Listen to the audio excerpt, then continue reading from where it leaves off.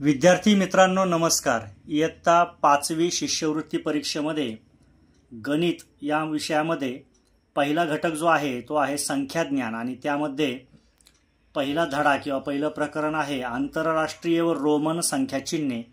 याचा स्वाध्याय 1.1 आपण आज या व्हिडिओमध्ये सोडवणार आहोत। चला तर मग स्वाध्यायाला सुरुवात करूया। प्रश्न 1 आहे 500 या संख्येला रोमन संख्या चिन्हात कसे लिहिले जाते। आपल्याला 4 पर्याय दिलेले आहेत L, C, D आणि M। आपल्याला एक लक्षात ठेवायचं आहे रोमन संख्या चिन्हामध्ये ज्या संख्या लिहिल्या जातात त्यासाठी 1, 5, 10, त्यानंतर 50,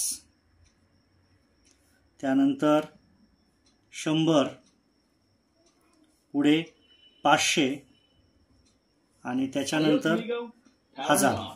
1, 5, 10, 50, 100, 500 आणि 1000 अशा पद्धतीने या संख्या ज्या आपल्या आंतरराष्ट्रीय संख्या चिन्हे आहेत त्या आहेत आणि यांना रोमन मध्ये अक्षर आहेत। 1 साठी आपण I काढतो, 5 साठी V, 10 साठी X, त्याच्यानंतर 50 साठी असतो L, 100 साठी असतो C, 500 साठी असतो D आणि 1000 साठी असतो M।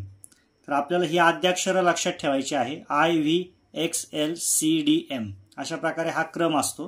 तेव्हा हा क्रम जर आपल्या व्यवस्थित लक्षात आला तर आपल्याला समजेल की 500 या संख्येला रोमन संख्या चिन्हामध्ये D या अक्षराने दर्शवले जाते। त्यामुळे आपला पर्याय क्रमांक 3 D हा बरोबर असणार आहे। हा प्रश्न 2021 च्या परीक्षेमध्ये सुद्धा आलेला होता। तेव्हा परत एकदा प्रश्न बघा, 500 या संख्येला रोमन संख्या चिन्हात कसे लिहिले जाते। पर्याय 3 आहे, D हा पर्याय आहे। यानंतर प्रश्न 2 पाहूया। 55 ही संख्या रोमन संख्या चिन्हात कशी लिहितात। आता 55 मध्ये 50 आणि 5 आहे। आपल्याकडे आपण वरच्या प्रश्नामध्ये पाहिलं 50 साठी L वापरला जातो म्हणजे L येईल आणि रोमन संख्या चिन्हामध्ये याच्यामध्ये जर आणखी वाढवलेली संख्या असेल तर त्याच्या उजव्या बाजूला लिहिलं जातं। तर 50 आणि त्याच्यामध्ये जर 5 वाढवले LV अशा प्रकारे 55 लिहिला जाईल। त्यामुळे या प्रश्नाचं उत्तर येईल LV हे 2 क्रमांकाचं उत्तर या प्रश्नाचं येणार आहे। पुढे प्रश्न 3 आहे CCXIX ही संख्या आंतरराष्ट्रीय संख्या चिन्हात कशी लिहितात। इथे आपल्याला C म्हणजे 100 आहे, हे आपण सुरुवातीच्या पहिल्या प्रश्नामध्ये पाहिलं होतं। तेव्हा इथे 2 C आलेले आहेत, तर हे 2 C म्हणजे 200 होतील। त्यानंतर XIX याचा अर्थ होणार आहे 10 आणि हे 9 म्हणजे 19 आहेत। तेव्हा 200 आणि हे 19, त्यामुळे हे उत्तर होणार आहे 219। व्यवस्थित लक्षात घ्या, इथे CC म्हणजे 200 आणि XIX हा 10 आहे आणि इथं इकडच्या बाजूला 1 आहे म्हणजे हा 9 आहे। तेव्हा 10 आणि हा 9 19 झाले म्हणजे ही संपूर्ण संख्या 219 अशी असणार आहे। तेव्हा याचं उत्तर पर्याय 4 हे येणार आहे। यानंतर पुढील प्रश्न आहे XIV अधिक C वजा XXI अधिक VII बरोबर किती। इथे आपल्याला दिलेले रोमन अंक आपण आपल्या आंतरराष्ट्रीय अंकांमध्ये लिहूया आणि त्याद्वारे प्रत्यक्ष ही क्रिया करून उत्तर काढूया। इथे XIV याचा अर्थ आहे 14 अधिक C म्हणजे आहेत 100 वजा इथे 10 10 20 आणि हा एक 21 अधिक या ठिकाणी VII म्हणजे आहे 7। आता हे पुढे सोडवल्यावर आपल्याला 14 अधिक 100 मिळेल 114, 14 अधिक 100 मिळेल 114 वजा या ठिकाणी 21 आहे, इथे अधिक 7 आहे, ऋण 21 अधिक 7 यांची जी बेरीज येते ती ऋण 14 येते।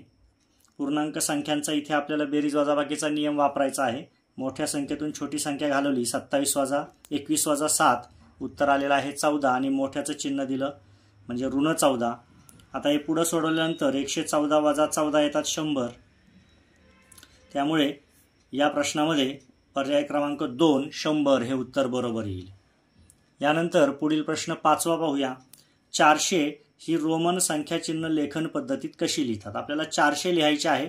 रोमन संख्या चिन्ह पद्धतीत हे कसं लिहिलं जाईल तर C म्हणजे 100 आहे, परंतु रोमन संख्या लिहित असताना एक नियम आहे की 4 वेळा एकच अक्षर लिहिलं जात नाही, त्यामुळे हा पर्याय बरोबर येणार नाही। इथे सुद्धा डी म्हणजे 500 आहे आणि इथे 2 सी डाव्या बाजूला लिहिलेले आहेत. रोमन संख्या चिन्ह लेखन पद्धतीमध्ये डाव्या बाजूला कधीही 2 अक्षरं लिहिली जात नाहीत, त्यामुळे हा सुद्धा पर्याय बरोबर येणार नाही. इथे डी बरोबर 500 आहे आणि सी डाव्या बाजूला आहे, म्हणजे 500तून 100 कमी 400, तर हा पर्याय बरोबर आहे. त्यामुळे याचं उत्तर येईल 3. आणि शेवटचा पर्याय पण पाहून घेऊया आपण. शेवटच्या पर्यायामध्ये डी म्हणजेच 500 लिहिलेला आहे आणि पुढच्या बाजूला सी लिहिलेला आहे, तर हे 600 होईल. त्यामुळे योग्य पर्याय इथे 500 आणि 100 असं लिहिलेलं आहे. डाव्या बाजूचे 100 यातून कमी झाले तर उत्तर 400 येतं. त्यामुळे 400 ही संख्या रोमन संख्या लेखन पद्धतीमध्ये CD अशा प्रकारे लिहिली जाईल. त्यानंतर पुढील प्रश्न पाहूया. पुढचा प्रश्न आहे 47 वजा 10 या वजाबाकीचे उत्तर रोमन संख्या चिन्हात कसे लिहाल. पहिल्यांदा आपण याचं उत्तर काढून घेऊया. 47 वजा 10 उत्तर येतं 37. म्हणजे आपल्याला आता 37 रोमन संख्या चिन्ह पद्धतीत कशी लिहिले जाते हे बघायचं आहे. तर पाहूया. 37 लिहायचे आहेत. पहिल्या पर्यायामध्ये 1 2 3 3 वेळा 10 आहे, त्यानंतर 5 आणि 2 7 आहे, म्हणजे इथे 37 लिहिलेले आहेत. तेव्हा हा पहिला पर्याय बरोबर असणार आहे, कारण हे अगदी बरोबर 37 असं लिहिलेलं आहे. बाकीचे पर्याय फक्त आपण पाहून घेऊया. इथे 2 वेळा 10 आहे, म्हणजे 20 आणि 7 27 झाले. इथे 3 वेळा 10 दिलेला आहे आणि त्यानंतर 5 6 7 8 हे 38 आहेत. आणि इथे L म्हणजे 50 आहे, इथे X म्हणजे 10 आहे 60 आणि हे 3 63 झालेले आहेत. परंतु पहिल्या पर्यायामध्ये अगदी बरोबर आहे. 10 20 30 30 आणि 5 35 आणि हे 2 5 आणि 2 हे 7 झालेले आहेत आणि इकडचे 30 मिळून 37. त्यामुळे या प्रश्नामध्ये पर्याय क्रमांक 1 बरोबर येणार आहे. आता पुढील 7वा प्रश्न पाहूया. पुढीलपैकी संख्यांची चुकीची जोडी कोणती. इथे आपल्याला संख्यांच्या जोड्या दिलेल्या आहेत. एका बाजूला आंतरराष्ट्रीय संख्या चिन्ह दिलेले आहे आणि रोमन संख्या चिन्ह दिलेले आहे. इथे 4 लिहिलेला आहे आंतरराष्ट्रीय संख्या चिन्हामध्ये, इकडे रोमनमध्ये 4 लिहिलेला आहे. ही जोडी बरोबर आहे.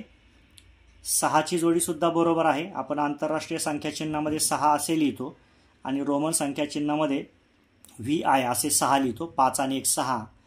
यानंतर 15 मध्ये 3 वेळा VV केलेला आहे. रोमन संख्या चिन्ह पद्धतीमध्ये V हे 3 वेळा असे येऊ शकत नाही, त्यामुळे ही चुकीची पद्धत आहे. जर आपल्याला 15 लिहायचं असेल तर ते आपल्याला XV अशा पद्धतीने लिहावे लागतील. त्यामुळे ही जी 3 नंबरची जोडी आहे ही चुकीची आहे.